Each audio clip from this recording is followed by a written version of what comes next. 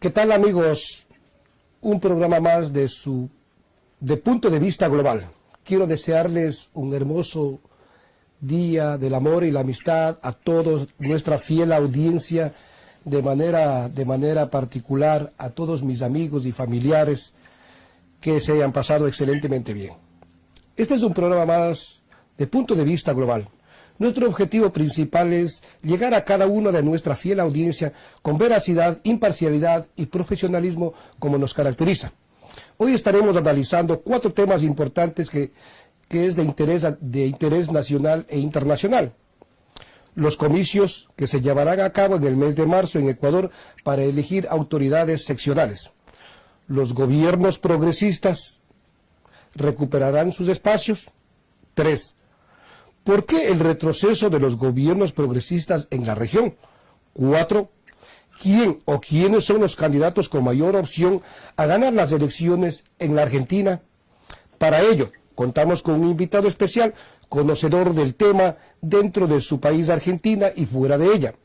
Desde Argentina, el periodista José Luis Álvarez, quien es director del sitio Cardo Russo, entusiasta en temas internacionales, ex Radio Nacional Universal Camagüe.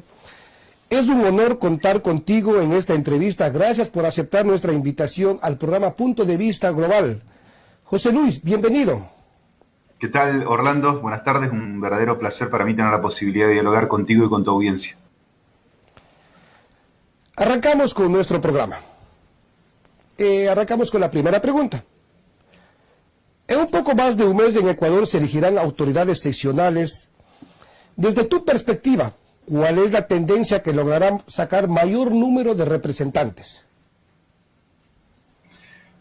Bien, Orlando, a mí me parece que por ahí hacer alguna apreciación acerca de los resultados siempre termina siendo engañoso, porque por ahí uno, por más de que pueda mirar las encuestas e ir viendo cuáles son los candidatos que mejor posicionamiento tienen, el verdadero resultado que vale en el análisis es el que se puede ver con el diario del lunes, ¿no?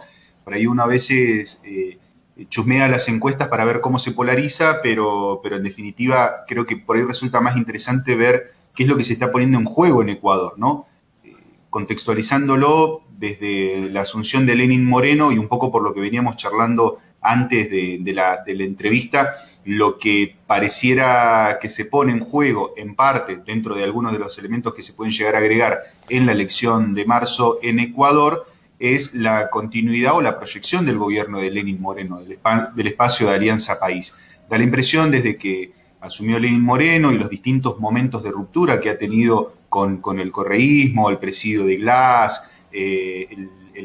la consulta popular que se realizó el año pasado, que de alguna manera blindó la imposibilidad de que tanto Glass como Correa participen en el proceso electoral de este año, se pone en juego ahora con una nueva perspectiva.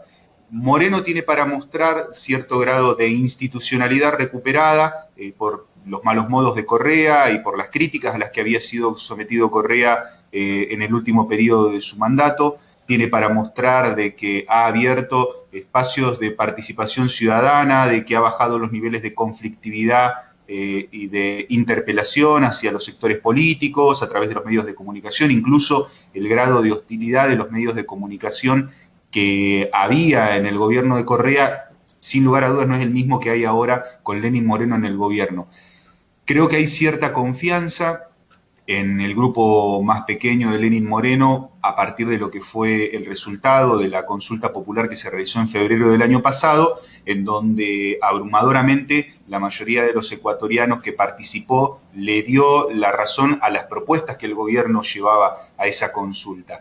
El tema es que la consulta popular en tanto tal no fue una consulta que pudiera medirse con un resultado fiel para cada una de las fuerzas políticas, salvo para el correísmo, que en oposición a las propuestas de Lenín Moreno pudo fidelizar un voto que uno presume que puede ser la base electoral para competir en las elecciones de este año y en una proyección a disputar de nuevo la presidencia en el Ecuador. Me parece en ese sentido de que quizás hay confianza a partir de los resultados del año pasado, hay cierto optimismo en función de que han podido desarticular el armado del correísmo, lo han sacado de Alianza País, lo han forzado a armar nuevos espacios de participación política, lo que los pone en una franca desventaja. Correa está en el exilio, Glass está todavía en prisión, y eso Lenín Moreno claramente lo utiliza, si bien dice que no va a jugar en el proceso electoral, lo utiliza como un factor discursivo clave para marcar un punto de ruptura en el Ecuador, ¿no? De la transparencia, la institucionalidad, la participación democrática, la tolerancia, y lo que representa Correa, que es corrupción, malos modos, hostilidad y crispación del escenario social. Pero perdona que te interrumpa, José Luis.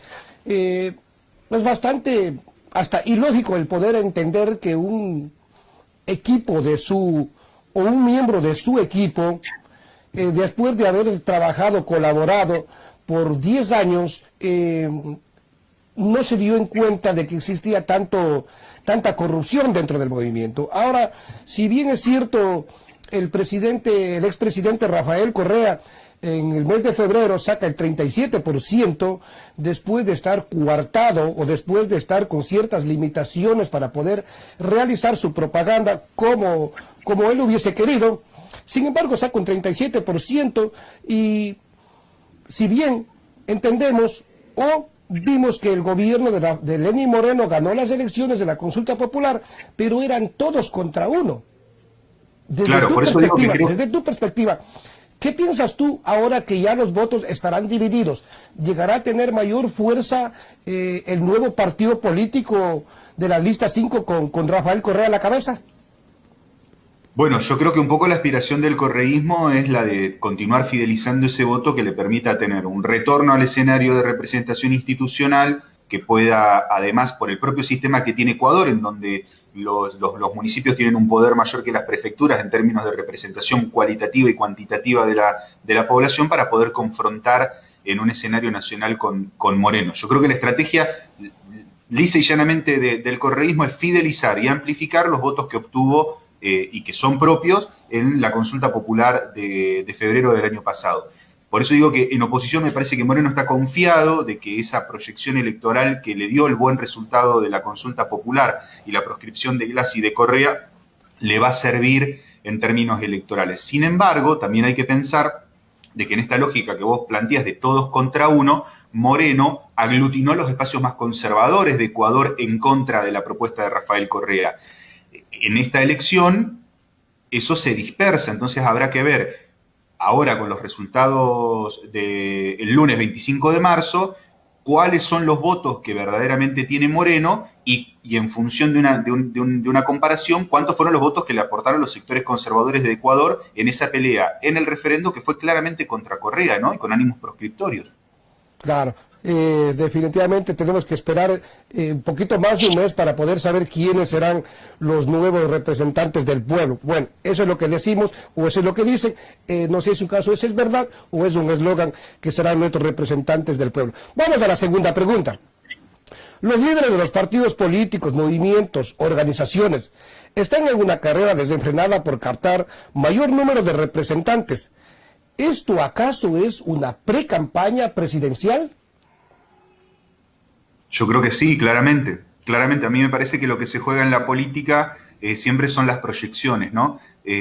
Vos habías planteado, no quiero adelantarlo al tema, pero lo que tiene que ver con la República Argentina y los candidatos con competitividad electoral, en las elecciones de este año lo que se juega es la definición absoluta acerca de quién va a ser presidente, pero esto viene con una competencia previa, que es la de 2017, en donde hubo una elección intermedia de cargos legislativos que puso a jugar a los principales actores que iban a empezar a abrir su abanico de posibilidades para el 2019. A mí me parece que un poco en Ecuador pasa eso.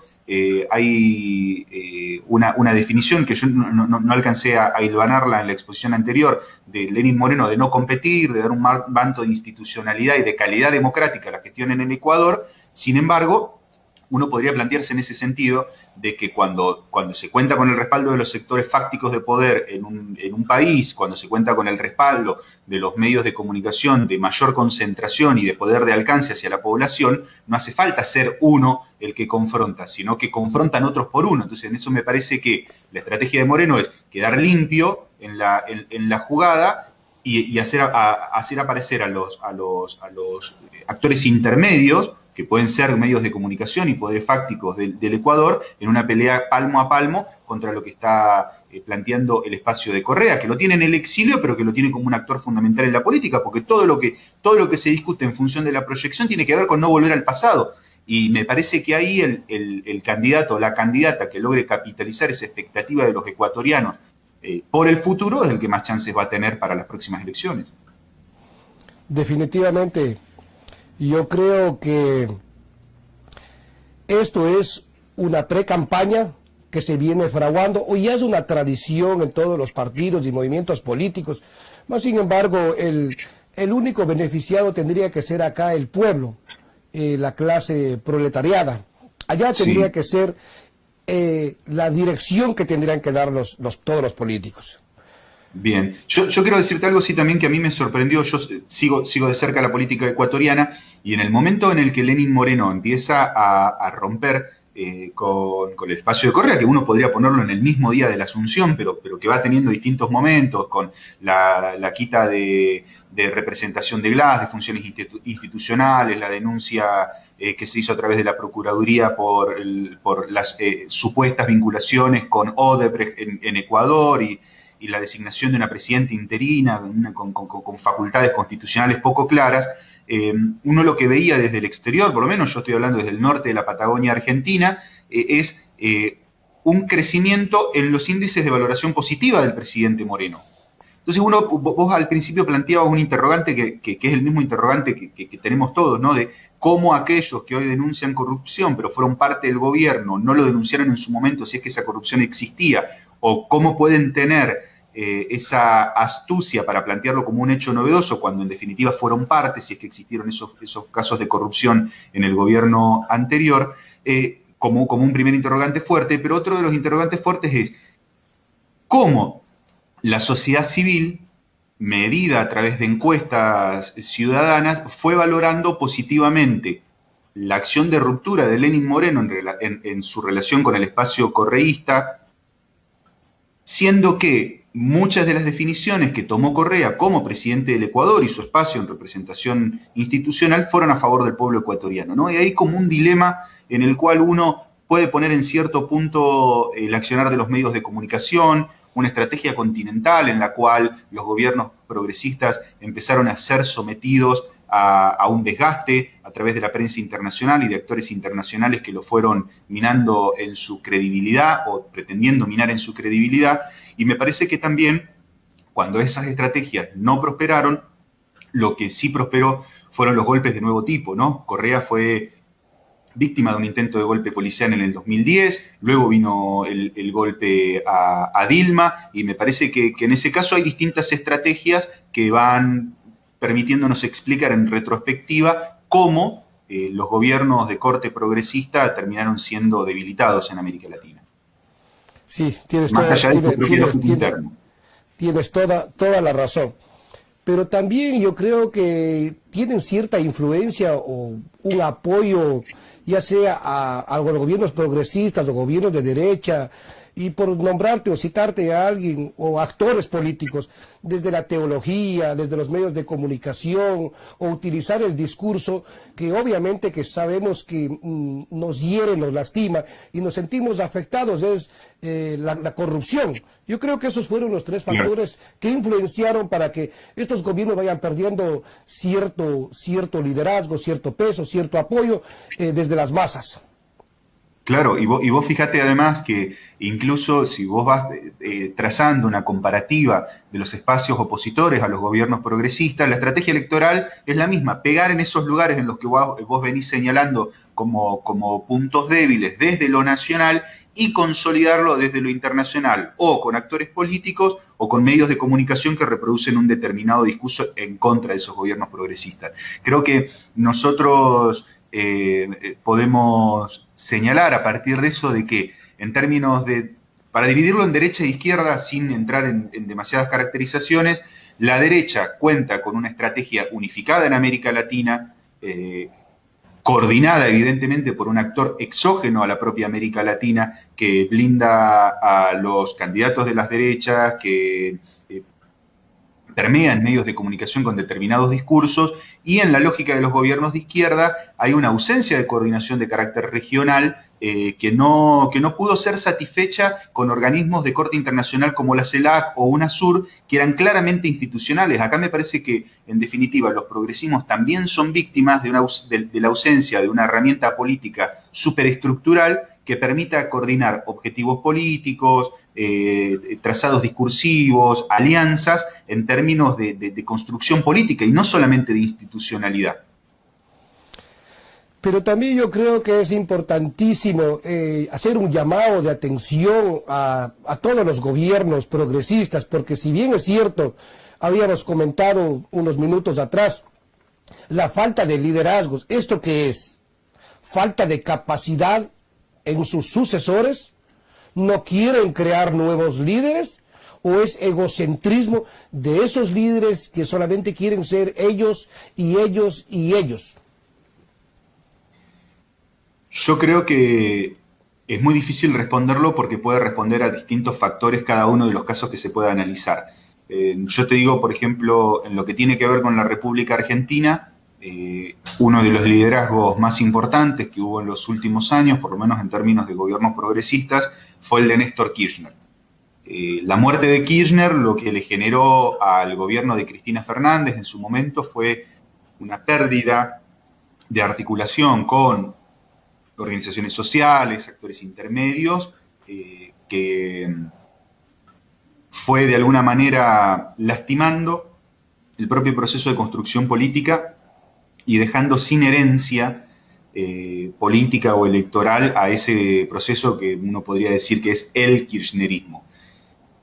Por otro lado, creo que también hay en la América Latina una construcción institucional presidencialista, y esa construcción presidencialista de la representación política lo que genera es una acentuación en los personalismos y en los liderazgos, ¿no?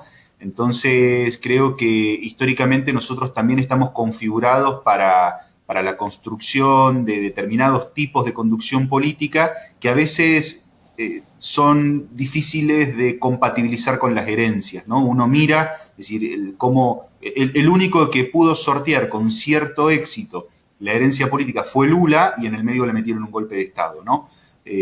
Uno podría después discutir también el proceso venezolano, en donde Chávez todavía en vida lo designa a Nicolás Maduro como su sucesor, y Maduro todavía ha sobrevivido pese a todos los ataques internos y externos, de amigos y de enemigos, al liderazgo del chavismo en Venezuela. Pero después el ejemplo de Correa es un ejemplo que va en sentido contrario. El ejemplo de Scioli, Daniel Scioli, compitiendo en el 2015 como sucesor, como heredero del capital político del kirchnerismo en la Argentina, es un ejemplo que va en sentido contrario. Quizás Uruguay, con el Frente Amplio y la propia lógica de participación y la calidad institucional de ese país, permite que haya una alternancia que garantice la continuidad de un proyecto, pero fíjate vos también que la continuidad de ese proyecto siempre está garantizada por los mismos actores, ¿no? Actores fuertes, digo, Pepe, Tabaré. Pero yo creo que sí falta crear esos liderazgos y falta implementar cierta ideología, porque solamente eso podrán sostener esas estructuras y que sean firmes y sólidas. Vamos a terminar con la última pregunta, este segmento del análisis desde Ecuador. En el movimiento del actual régimen, ¿qué tan fuerte, qué tan débil se ve electoralmente y por qué?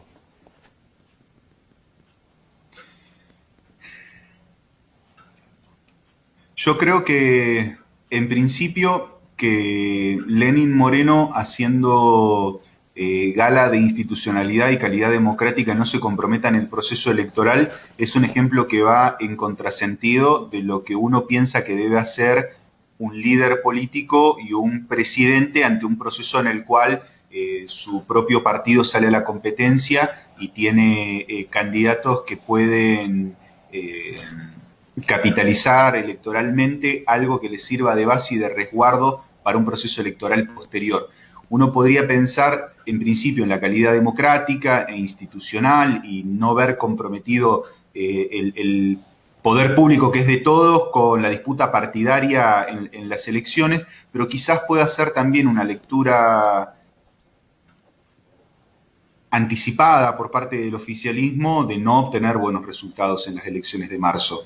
Creo que ahí se juega como dos líneas de análisis, ¿no? La que te compartía al principio, la del optimismo por los resultados del referendo del 2018, en donde se lograron los objetivos fundamentales, que prácticamente eran proscribir a Correa y blindar el presidio de Glass. Y por otro lado, me parece que también hay una suerte de escepticismo en función de los resultados y no hacer pagar a Lenín Moreno la cuota que le correspondería por encabezar un proceso que no gana.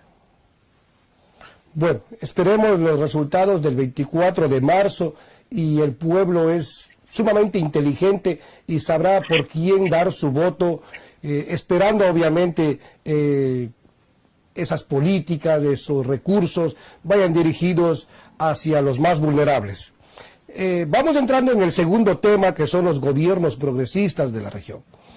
Y te planteo, ¿qué tendrían que hacer los dirigentes o líderes de los gobiernos progresistas para recuperar esos espacios perdidos? Y te cito algunos países: la Argentina, Brasil, Chile. Si bien es cierto, Ecuador llegó también con un candidato de izquierda, pero hoy vemos que no es así. Y el pueblo se está manifestando en las calles. ¿Qué tendrían que hacer esos gobiernos para recuperar esos espacios? Vos decías hace un ratito, esto ya es una cuestión de diseño de estrategia política, ¿no? Que a los liderazgos en América Latina les falta ideología. Uno podría en una primera instancia coincidir con esa lectura y buscar a través de la constitución de principios ideológicos más fuertes una base de construcción política que permita homogeneizar una propuesta, ¿no? El problema que me parece que hay hoy, no solo en América Latina, sino en el mundo, es que la crisis de representatividad, el descreimiento que hay en relación a las posibilidades de la democracia como herramienta de transformación y de generación de satisfacción ante las necesidades populares y la diversidad de identidades que se han ido generando a partir de la caída del muro de Berlín y de otros elementos o acontecimientos internacionales que uno puede señalar como fragmentarios de las grandes ideas, lo que han generado es una dispersión del voto. La ideologización de los movimientos lo que genera es una fidelización de la propia base electoral, pero no siempre esa fidelización de la base electoral permite ampliar el voto y las elecciones se ganan con votos, incluso de los que no piensan como uno. Yo creo que en principio uno podría señalar que algunos de los elementos de la etapa progresista en América Latina han sido justamente la confrontación con determinados sectores de poder y la construcción de política pública a partir de la pelea con esos sectores de poder. Eso ha generado decrecimientos en la desigualdad, garantía de derechos, amplificaciones que ya están y que han sido muy difíciles de correr por parte de los gobiernos que han sucedido a los progresismos, más allá de las tensiones y de los reclamos que hoy existen en América Latina. En términos de diseño, yo creo que los progresismos, el principal obstáculo que tienen es saltar el descreimiento de la gente. El descreimiento que tiene una relación con esto que yo te señalaba anteriormente, con la representación en términos teóricos o absolutos, y por otro lado, el descreimiento de la gente en términos de honestidad. Yo creo que esta estrategia que se ha diseñado desde algún lugar que no es América Latina para minar la representación de los progresismos, los ha puesto como paladines de la corrupción. Entonces me parece que uno de los principales elementos que hay que tener en cuenta desde los progresismos para tener competencias electorales óptimas es poder desentenderse de esas acusaciones de corrupción que han existido o que han sido construidas a partir de ejemplos concretos de corrupción. Y por otro lado, me parece que también uno de los elementos que hay que tener en cuenta y que no solo los progresismos, sino los diversos espacios políticos que quieran tener competencia electoral, es la emergencia de dos actores que se ensimisman, pero que uno los puede diferenciar en dos categorías distintas. Por un lado, la juventud. Por ejemplo, en Argentina son altísimos los índices de juventud que hay entre los 18 y los 35 años. En la Argentina se vota a partir de los 16 años, así que esa base de juventud es más amplia.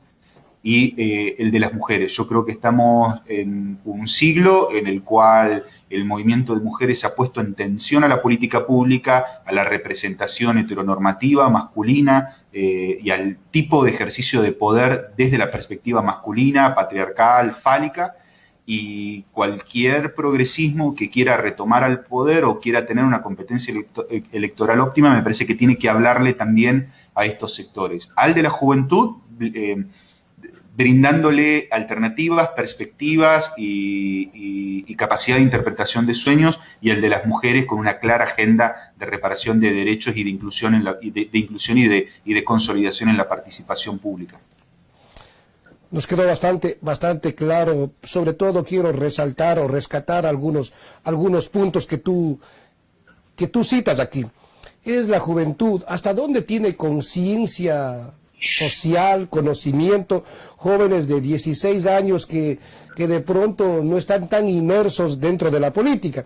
Y el otro punto que sí es importantísimo es si nosotros miramos a los diferentes gobiernos progresistas, Ecuador, Argentina, Perú, vemos Brasil, lo que se ha utilizado es el discurso o la estrategia de la corrupción para ir restando ese apoyo del electorado. Entonces, por ahí parece que pasa la estrategia, utilizar la corrupción para mermar ese apoyo a los gobiernos progresistas. Claro, corrupción que siempre va en contra del sistema de representación y de la política, ¿no? Había un dirigente sindical argentino, Germán Abdala, que siempre señalaba que una de las principales victorias estratégicas que tuvo el neoliberalismo fue la de haber acabado el sentido de la solidaridad y el de haber señalado la corrupción en términos tan abstractos que uno lo termina identificando con la política y no con los políticos, ¿no? Cuando la corrupción se puede identificar con los políticos, tiene nombre y apellido, y cuando se le identifica con la política, lo que se genera es un descreimiento, y lo que genera el descreimiento es ausencia de participación. Eso, por supuesto, que va en contra de los sectores populares, porque en definitiva los únicos que necesitan la política para poder transformar sus condiciones actuales de vida son los sectores populares, el empresariado, los sectores de poder no la necesitan. Pero también entendemos que parece que va dirigida o parece que está impregnada la corrupción solo en los gobiernos de izquierda, porque no se señala a los gobiernos de derecha o a los países capitalistas, gobiernos capitalistas.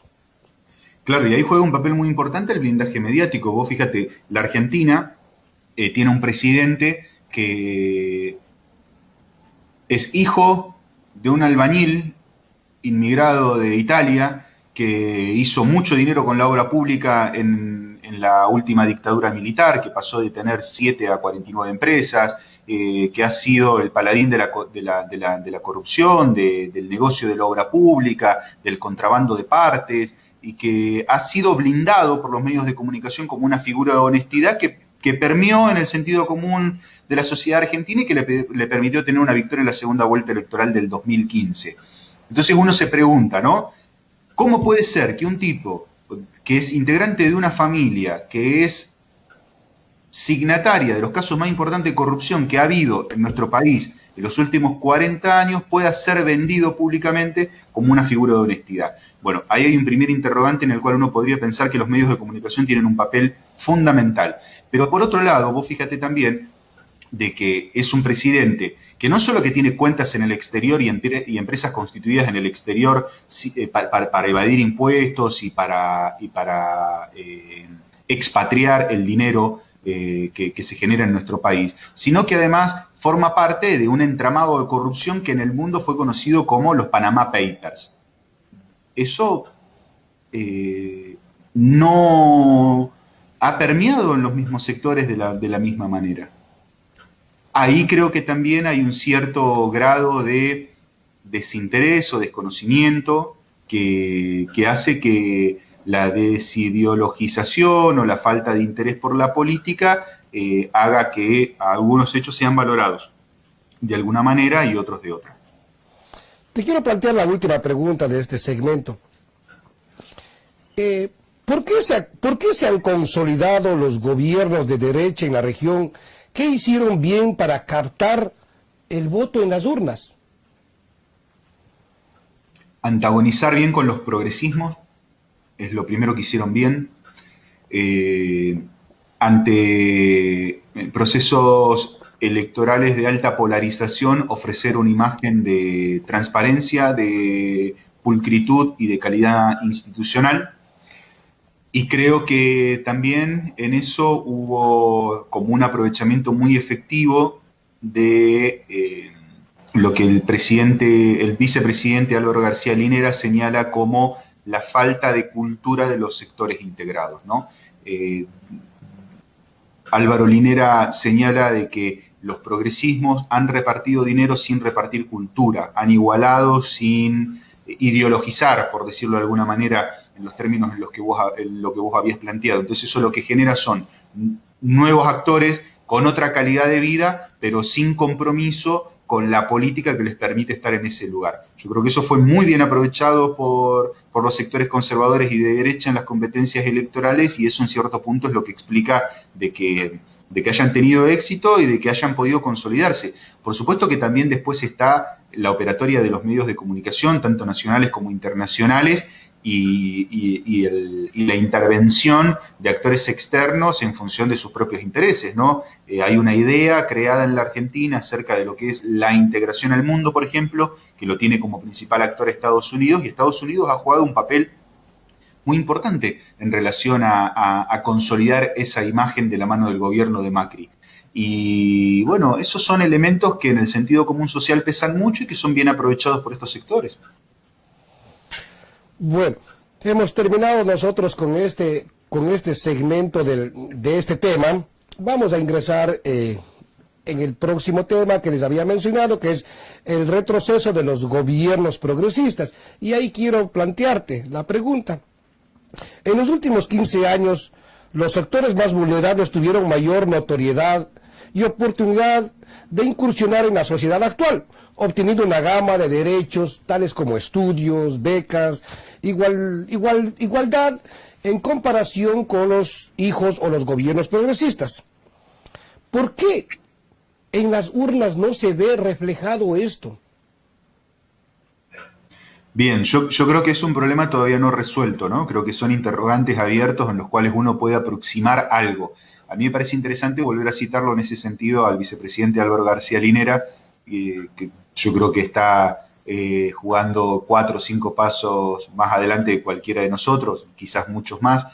Él señala eso como un elemento importante, la falta de cultura, de creación de conciencia popular, que no sirve distribuir dinero en términos de reparación, de igualdad social y de disminución de la desigualdad, si no hay de por medio una campaña fuerte desde lo cultural para que ese sector vulnerable que deja de serlo entienda cuáles son las condiciones por las cuales dejó de serlo y que hay determinadas políticas públicas que ayudan a que esa condición se resguarde. Yo creo que ahí hay un dilema que todavía los progresismos no han podido resolver, y que eso vuelve permanentemente en el sentido común social. Acá en la Argentina hay un chiste muy popular, muy difundido, que tiene a dos actores. Uno le pregunta al otro, ¿con quién te hiciste kirchnerista en relación al gobierno anterior? Y le pregunta si fue con Néstor Kirchner o con Cristina. Y la respuesta del consultado es con Macri, ¿no? Creo que después, cuando se da una pérdida de la calidad de vida, cuando se empiezan a afrontar dificultades en función de la aplicación de programas de ajuste, de endeudamiento, de transferencia de recursos hacia los sectores concentrados, esos sectores empiezan a tomar conciencia física, al menos, de que hay una situación que es distinta a la anterior, y empiezan a comparar. Y me parece que en la Argentina se está abriendo un momento bisagra en el cual hay muchos sectores que, pese a toda la campaña en contra que se hizo de Cristina Fernández de Kirchner, incluso de la propia campaña que sobre sí misma Cristina montó por los modos, por su estrategia, por su forma, bueno, empieza a aparecer esta idea de con Cristina estábamos mejor. Claro, pero también me parece que eso ya es como una segunda opción después de que ya se ven abatidos y se ha incrementado significativamente los precios, la inflación ha subido, entonces vuelven a voltear al que en algún momento rechazaron. Exacto. Sí, a mí me parece que lo que se genera es eso justamente, es una toma de conciencia a partir de la pérdida de derechos y de estatus social. Yo creo que eso va a empezar a ser evidente en Brasil a medida que el gobierno de Bolsonaro avance con la aplicación de políticas de ajuste y de quita de derechos. Me parece que en la Argentina hay un proceso en el cual hay una ciudadanía que empieza a tomar conciencia de que este gobierno actual no gobierna sino para los sectores concentrados. Me parece que quizás en Ecuador esté pasando eso también. Vos decías hace un ratito que el gobierno de Lenín Moreno viene afrontando muchas protestas. En principio fueron las protestas del propio correísmo, ¿no? En lo que tiene que ver con la ruptura que hubo hacia dentro de Alianza País y toda esa persecución hacia los actores más fieles hacia el expresidente, pero me parece que eso se ha ampliado. El correísmo montó una base de disidencia social en donde se suma el descreimiento, en donde se suma la pérdida de calidad de vida, en donde se suma el disenso hacia los altos índices de endeudamiento que tiene Ecuador hoy con el gobierno de Lenín Moreno. Creo que ahí empieza a haber como un resquebrajamiento de los discursos oficiales y de esa idea de que hay cierta calidad institucional que trae una buena vida para la ciudadanía y que esa buena vida va a estar garantizada por el sector privado, inversiones, y no por el sector público. Así que yo creo que en principio estamos ante escenarios comunes nuevamente en América Latina, ¿no? En principio el de los progresismos y sus derrotas, y ahora creo yo en la pérdida de credibilidad, al menos intuitiva, hacia los gobiernos de derecha y la oportunidad que se le abre a los progresismos para reconfigurar sus propias estrategias políticas y en función de eso poder diseñar estrategias electorales efectivas.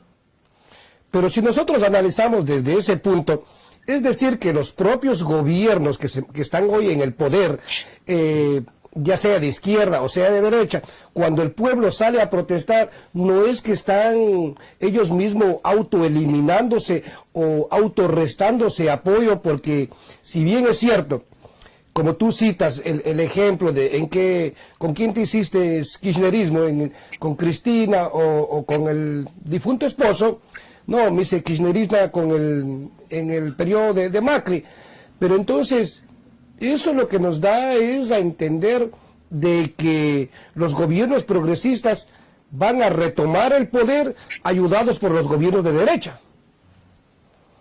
Yo creo que sí, yo creo que tiene que ver con el propio ciclo de pendular al que está sometida América Latina, en donde no hemos conseguido sostener una base de calidad de vida o de institucionalidad y de ejecución de políticas públicas que nos permitan tener una proyección distinta. Y creo que sí, yo creo que vamos camino a la restauración de los gobiernos progresistas, porque lo dijo también Mujica hace un tiempo atrás y me parece que es importante citarlo: no existe una victoria definitiva y no existe una derrota definitiva tampoco.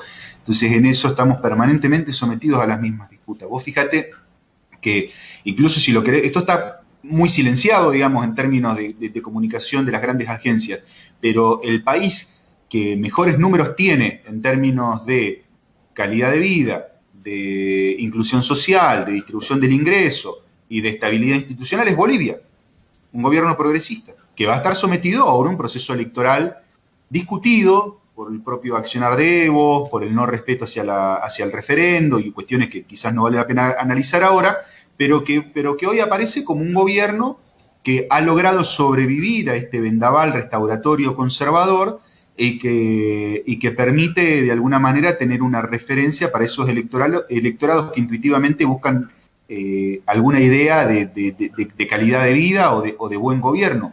Yo creo que en ese sentido también es estratégica, aunque él no tenga construido una agenda política para América Latina, la victoria de López Obrador, porque vos fíjate que en el medio de la pelea contra Nicolás Maduro, tanto en lo interno como en lo externo, el gobierno de Andrés Manuel López Obrador tiende un lazo institucional que le permite al gobierno de Maduro seguir respirando institucionalidad y seguir respirando aliados regionales. Creo que también en ese sentido la victoria de López Obrador el año pasado, un mes antes de la asunción de Bolsonaro, lo que permitió es a los líderes de la progresía latinoamericana también tener una referencia en la que anclarse, es decir, está López Obrador, todavía estamos con vida, hay posibilidades de volver a gobernar con una determinada lógica que fue puesta en tensión por los gobiernos conservadores en los últimos años.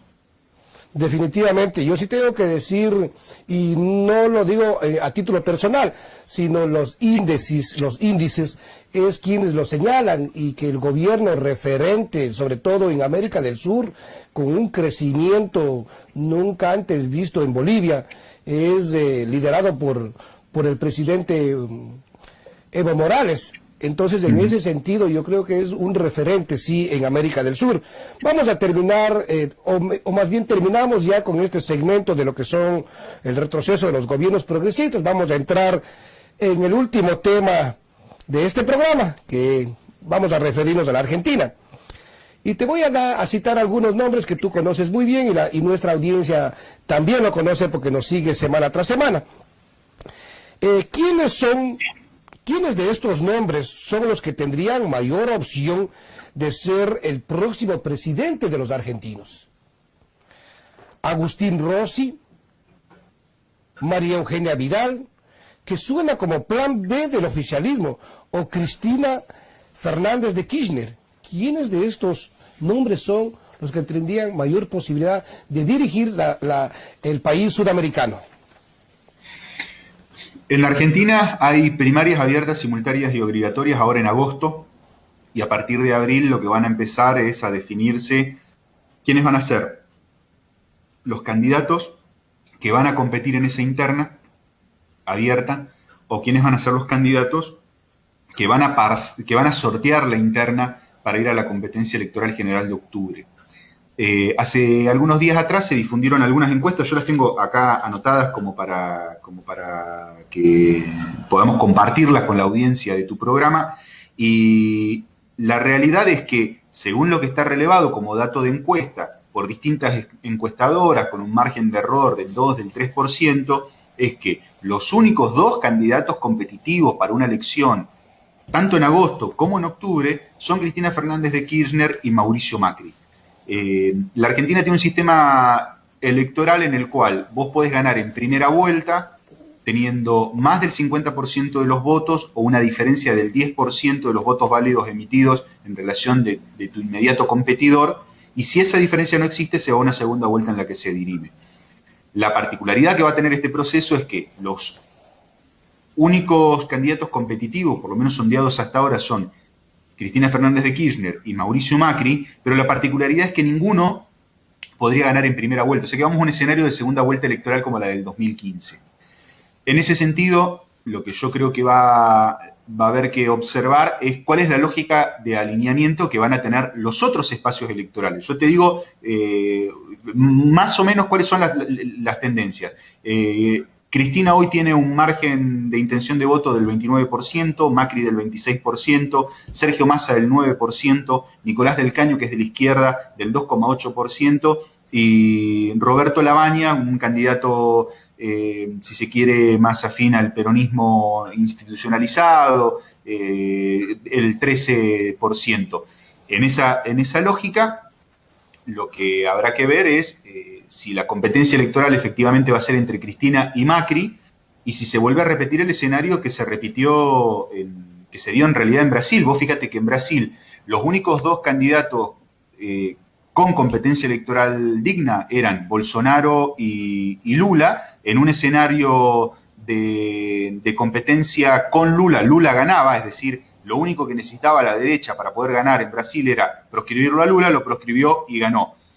En la Argentina se da algo parecido. La única candidata que fuerza una segunda vuelta electoral con Macri es Cristina. Si la proscriben a Cristina, el presidente de la nación va a ser nuevamente Mauricio Macri. Eso en función de que va a poder sacar o más del 10% de los votos de diferencia en la primera vuelta, o de que va a poder fidelizar mejor su voto en una segunda vuelta electoral con cualquiera de los otros competidores. Así que en ese sentido, digo, más allá de que hay muchos nombres en danza, los únicos dos candidatos con posibilidades de competencia y de tracción para victoria en un escenario de segunda vuelta totalmente incierto son Mauricio Macri y Cristina Fernández. Pero entonces, si es que se llegase a dar el caso de una segunda vuelta electoral entre Mauricio Macri y Cristina Fernández de Kirchner, ahí los resultados a futuro o para las elecciones, para ganar la presidencia, serían los consensos que puedan llegar a concretar con los diferentes movimientos y partidos políticos. Claro, exactamente, porque cada uno tiene una base de votos fidelizada. Vos fíjate que Cristina ronda el 30%, Macri está por encima del 25%. Ese es el voto puro del kirchnerismo y del macrismo. Con eso no se gana. Entonces lo que va a depender del armado de la estrategia de alianzas es justamente la capacidad de consenso que pueda tener cada uno de los candidatos para persuadir o para subordinar, dependiendo de la lógica que cada uno aplique en la construcción de su propia política, a eventuales aliados hacia una primera o una segunda vuelta electoral. El problema que tiene también la Argentina, al igual que Brasil, es que hay un alto índice de indeciso. Vos fíjate que, por lo menos en lo que está relevado en este informe de encuestas comparadas, los indecisos y los votos en blanco van entre el 5,7% y el 37,5%. Por eso hay quizás un margen de incertidumbre mayor en relación al escenario electoral argentino. Pero lo que todos tienen claro, y que creo que es algo que queda fuera de discusión, por lo menos con los datos de encuesta, es que hay dos candidatos con posibilidad de competencia electoral efectiva. Pero ahora yo te quiero plantear otra pregunta. ¿Hasta dónde afecta de forma negativa o positiva que el oficialismo tenga cierto acercamiento con los gobiernos de derecha? Ejemplo, Brasil, Colombia, Chile. ¿Esto le beneficia a su posible candidatura o le beneficia a Cristina Fernández de Kirchner, que podría utilizar eso para ganar las elecciones? Yo creo que al gobierno de Macri lo beneficia tener actores aliados regionales, porque eso le permite mostrar una suerte de identidad común y de vuelta al mundo en términos occidentales y cristianos que quizás el kirchnerismo no tuvo, porque eligió otros aliados internacionales.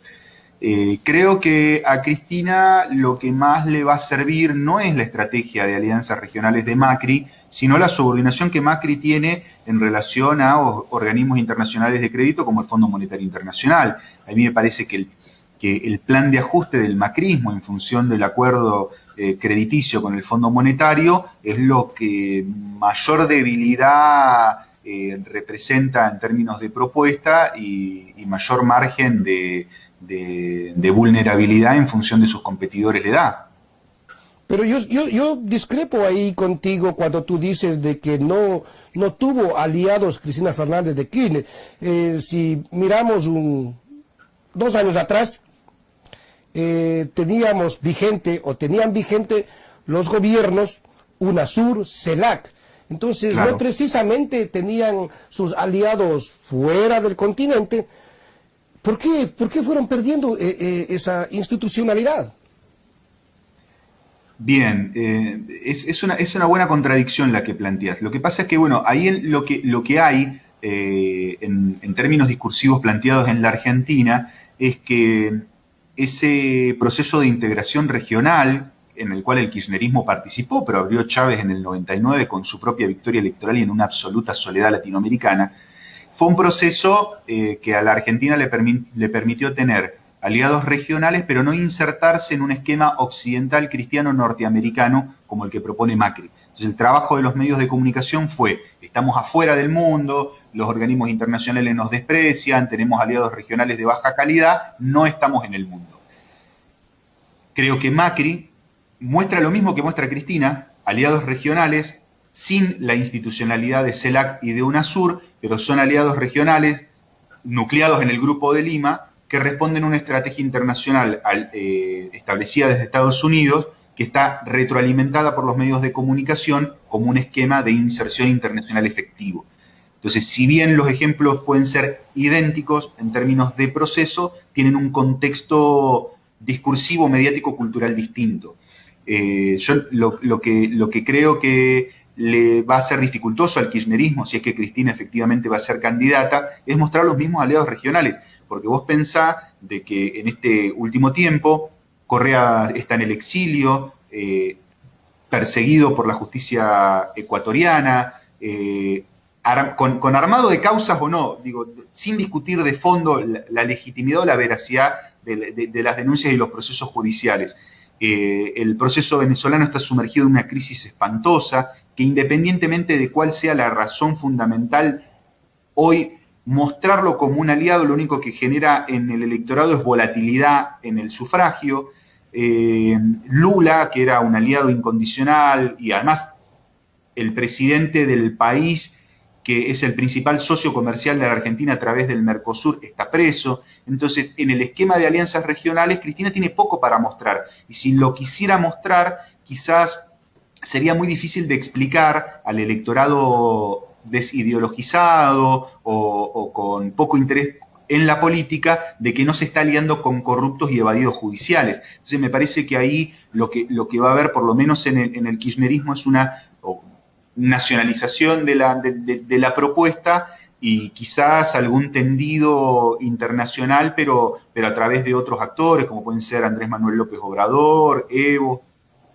Perfecto, claro, lógicamente que si utilizaron el discurso o relacionaron con la corrupción, es muy difícil que esos aliados vayan a sumar votos en los diferentes países que estén en elecciones. Claro, te voy a plantear el kirchnerismo lo que tiene que demostrar para ganar las elecciones es que no es ni fue corrupto. Entonces, mostrar aliados en un esquema internacional en donde esos aliados están señalados como corruptos, lo que hace es disminuir su capacidad de competencia electoral efectiva. Te voy a plantear una pregunta que ustedes vivieron y nosotros también lo vivimos, casi por ahí por la misma época. La inflación ha subido, se ha disparado abrumadamente en la Argentina. ¿Y esto qué implica? ¿Se avecina otro corralito en la Argentina sin importar quién gane en las elecciones? Yo creo que no tengo capacidad técnica para responder una pregunta así. Lo que sí yo te puedo decir es que lo que se viene en la Argentina, si no se corrige el rumbo económico, es una profundización de la crisis y de la pérdida de calidad de vida de los argentinos y de las argentinas. Me parece que el crecimiento de la inflación lo único que hace es dinamitar la capacidad distributiva del Estado, disminuir el poder de compra del dinero y en función de eso disminuir la calidad de vida, valga la repetición y la redundancia. Yo si viene un corralito o no lo sé. Lo que sí sé es que si cambia el gobierno, el nuevo gobierno se va a encontrar con un corset muy fuerte, que es el plan de ajuste que el Fondo Monetario Internacional le ha impuesto a la Argentina. Y si continúa el mismo gobierno, lo que se va a encontrar es con su propio corset y quizás con limitaciones económicas y financieras mayores, lo que va a redundar en planes de ajuste mucho más estrictos. Quizás el miedo de muchas personas es que se profundice el plan de ajuste y que eso termine de pulverizar la calidad de vida en la Argentina. No sé si con corralito o sin corralito, pero creo que un poco la preocupación fundamental es esa, ¿no? Claro. Bueno, llegamos al final de nuestro programa Punto de Vista Global. Agradecerte infinitamente y el mío en particular, estimado José Luis, Mil gracias por ilustrarnos, mil gracias por tus conocimientos, por aceptar nuestra invitación. Muchísimas gracias, un abrazo. Bueno, yo agradecido y a entera disposición para lo que necesites. Uno no tiene conocimientos ni ilustra a nadie, sino que comparte experiencias y me parece que en eso de ir compartiendo se retroalimenta. Y creo que ahí está el beneficio compartido para nosotros como periodistas y para la audiencia también. Un abrazo, gracias. A nuestra fiel audiencia, agradecerles infinitamente por el espacio que nos brindan, el de ingresar a sus hogares. Se despide de ustedes Orlando Carrera, nos vemos la próxima semana.